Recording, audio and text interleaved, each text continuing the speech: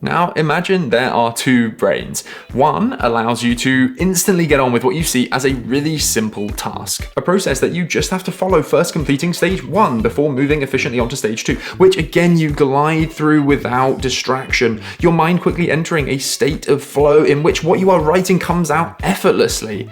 And you stop only to reflect momentarily on a slightly trickier problem for your mind to solve before moving on again, stage 3, 4, 5, 6, and you're done. You've completed your task in 54 minutes like an Ali Abdaal watching atomically habited productivity ninja fueled by lemon-infused water alone. Flip the coin, in that world, your second brain is struggling. It's pondering what task it ought to do for mere moments before committing itself whole-brainedly to the dopamine intoxication of a TikTok or a reel, before getting distracted by a message from a 29 group chat, not silence because FOMO is too much for this brain to handle. 32 minutes later, and the brain returns to look at a list of tasks it has to get through. None of them seem particularly easy, and so the brain starts to think about what it needs to do to begin with task 1. It opens a blank Word document, and the white page fills the brain with dread, horror, angst, and the brain immediately flees. This time to refreshing emails and scrolling through the tens of emails received today. Marking emails as read is productive, right? Now, the choice between these two brains is obviously pretty clear. Everyone would, I think, take the ultra-productive brain that gets instantly into a state of flow and just effortlessly waltzes through work over the chimp brain that kind of stumbles around, having literally no idea what to do in just sort of an endless search for dopamine. The good news for us though is that clearly there aren't two different types of brain. Like some people have productive brains, some people have unproductive brains. Just not how it works. But even more than that, this video isn't even about trying to make your brain like the first brain, that super productive brain. Because the difference in what I just described in those two brains wasn't actually really about the difference between the brains. The difference fundamentally came from what was in front of the brains when they sat down to work. And that is exactly what this video is about. How can we, as human beings with our chimp brains that just want dopamine, put ourselves in a position at the start of each work session to be productive? When we think about work sessions and how to make each one of those as productive as possible, one of the main things that people talk about is session length. So a study in 2014 showed that 52 minutes of work followed by 17 minutes of break was the ideal amount for the most productive workers in the study. And then they redid the study though in 2021 and actually found that the ideal length of work time for the most productive people had increased to 112 minutes with 26 minutes of break time. And you know, your personal ideal amount of work time may be somewhere in that range, but I think it does go to show like the power of flow, and that when people really get into a state of work and are working on something that they're immersed in, actually people are pretty capable of plowing through and continuing to be focused for an hour or up to 2 hours. And to be honest, I'm not that surprised by that. Like when you think about how you work, I reckon the chances are that almost always your productivity kind of follows this S curve during a work session where, you know, to start with, you have this very slow uptick, you're kind of unproductive, you're getting into it, you maybe get distracted more, you like really struggle to get into it. But once you get into the zone, into potentially a state of flow where you're in the work, suddenly you get this big uptick in productivity. You maybe get distracted from time to time because our chimp brains kick in, but actually generally those will last maybe 1 to 15 minutes max, and then you'll be back in the zone and back in the work. And then as you really start to lose focus at the end of your session, your productivity will probably significantly decrease towards the end of the curve, and you will hopefully end your work session and have a decent break. So what this graph shows us is that people suffer from two procrastination issues. One is these small distractions that take our attention away. Usually they come about when we come across something that's particularly hard in what we're doing and our brain is like, can't be bothered to expend that much energy, distraction, or when we get kind of notifications pop up, for example, and our brain kind of flicks across, we lose focus, lose our state of flow, and we are then in our distraction for the next kind of short period of time. But it's the second procrastination problem that I think is fundamentally like killing productivity for most people, and that is the inability to start work. That is, you sit down to work and you have this period at the start of that curve where you're starting to get going and you don't really know what you're doing. There's like a ton of things that you could get on with, none of them particularly clear, and you're very out of the zone. I have spent over the last few months, like several times, I'll spend an hour or even 2 hours doing pretty much nothing at the start of the day or the start of when I'm trying to think of ideas for videos, because it's hard to get going and I just can't put myself in the zone. So I have found the most important step to radically increase our productivity, to stop being lazy, is to decrease the start of our productivity curve, to get on that upward part of the S curve as quickly as possible. So how can we do that?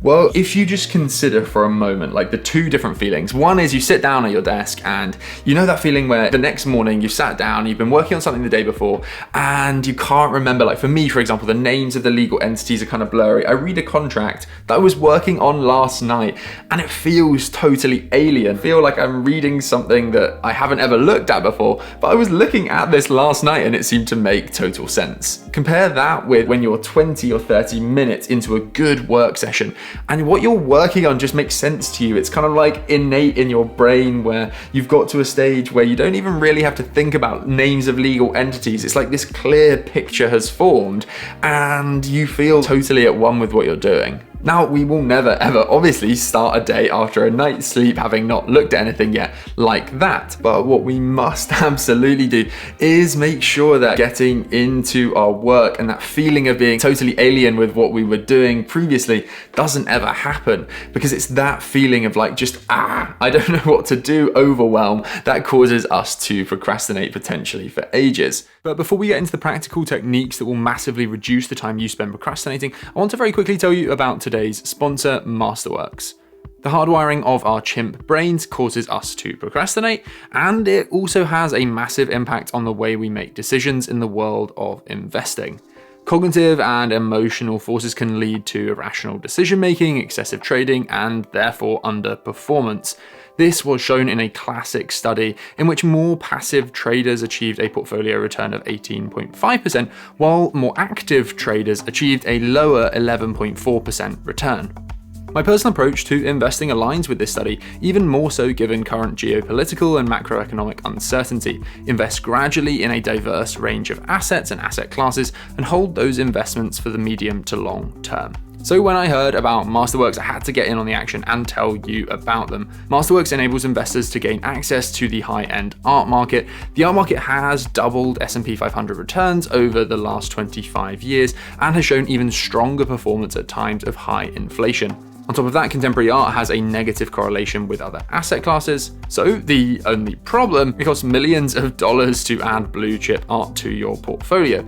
Well, that is until now. Masterworks analyzes millions of data points to identify which paintings seem most likely to rise in value, acquires the painting, and then breaks it up into SEC qualified shares for you to invest in. Masterworks has so far offered over 130 paintings on their platform with 500,000 users. To date, they've sold 6 of those paintings for an average net return to investors of 29%. That means that demand for art is high and there is a waitlist to access Masterworks, but my viewers can skip that by clicking the link at the top of the description. And I gotta say, I do feel a little bit almost weird making this whole video. I don't usually just give like one top tip, but there is really like one fundamental thing you can do to prevent this massive source of procrastination that I think is the biggest source of procrastination out there. And that is at the end of each work session on a particular topic area. So let's say I'm working on a particular matter at work and I've got a task that I've been doing. I want to, every single time I work on that thing, finish my work session while I'm in that state of kind of relative focus, everything seems to make sense to me, by writing down 3, perhaps 2 at a minimum tasks in detail that I'm going to do at the start of my next session. And by that, I basically want to write like a script almost of like what I'm going to do in a decent amount of detail, what I will need to do in the first 10 to 20 minutes of my next work session on that thing. And I just want to give you a quick example of one I've got on Trello at the moment that I actually made the other day. So I just got to the end of a session helping draft a bit of a document. I'm not quite at the end of the part I'm drafting, but I have a call that's in 5 minutes. And rather than plowing on for the next 5 minutes with the work and then jumping onto the call, I took that 5 minutes to note down that I would need to update the market definitions section with the amendments made to the EU draft a single paragraph stating that the low market shares mean there are no competition concerns, and then I would need to research another market, and I wrote down what market, for another part of the draft. So I wrote down in like quite a lot of detail what I would spend the first 20 minutes doing, and then that third task would probably then be the next task that I moved on to. My brain finds it really easy to just come to work. I sit down, I look at my emails quickly, and then I start my work session straight into it. No loss of focus, no scrolling on Instagram because my brain wants to resist doing work at all costs. But what if you like triumphantly finish a work session, you know, one of these moments where it's like, just finished this task, I'm done for the day, I'm gonna go home, I'm gonna enjoy my life, and then tomorrow I'm gonna come into work and procrastinate for an hour and a half because I don't know what to do next. The rule I have is never finish a work session by finishing a piece of work. So basically, even though it's so tempting just to like shut your laptop, I'm done, build into your head, like I'm gonna spend 5-10 minutes just thinking about the next task I need to do, because your brain is warm, it's in the zone, it kind of knows what it's doing, and it will make your life so much easier next time you sit down to work. And there's a really crucial point that kind of really makes this work. And that is, I talked earlier about the kind of length of time in which people can reasonably focus on something. I would say for me, 90 minutes, 100 minutes is about my max before I'll really start to lose focus. So know what your own max focus is. And the second rule that I have for myself is never push yourself to the limits of your focus.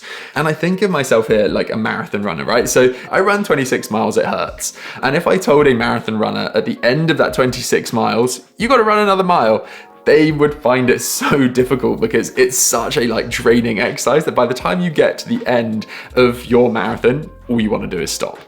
Don't do that with your work sessions. Instead, if you had a marathon runner who's at the fitness of a marathon runner who runs 10K, they will find it pretty flippin' easy to run 1 more kilometer. Like they're already in the zone, they can just flow on like literally in their running and just continue for another kilometer really easily. So do that at the end of your work session. Spend that extra kilometer on planning what you're gonna do in your next session to prepare yourself. Because if you compare that with then the guy who is a marathon runner but hasn't yet started running at all, has to put his trainers on, all his running stuff on, and has to then kind of get into a rhythm of running, there obviously it's easier to run that 1 kilometer. It's the exact same kilometer, by the way. You know, when you're in the flow of running after 10 kilometers than it is either after having run 26 miles or alternatively without having started running at all. So the key to not being lazy, to not spending hours scrolling through Instagram or TikTok at the start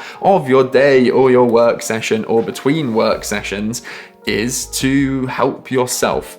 Make the start of a work session when you're not in the zone as easy as possible by setting out in detail what you're going to do at the end of each work session. Never finish a work session by finishing a piece of work. Instead, spend 5 or 10 minutes just planning, noting down exactly what you're going to do at the start of your next work session. Make your life incredibly easy, reduce that barrier to entry for the next work session. So it's like, I can just get on with this. I know exactly what I'm doing.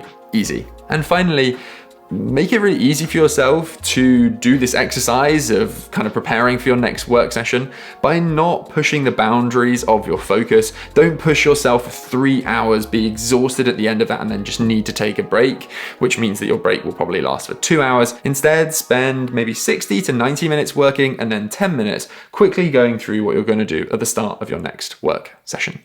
Thank you so much for watching. Please do leave a comment. Like, honestly, they never get old. I do genuinely love reading them. Give this video a quick like, always appreciated, and I look forward to seeing you again very soon.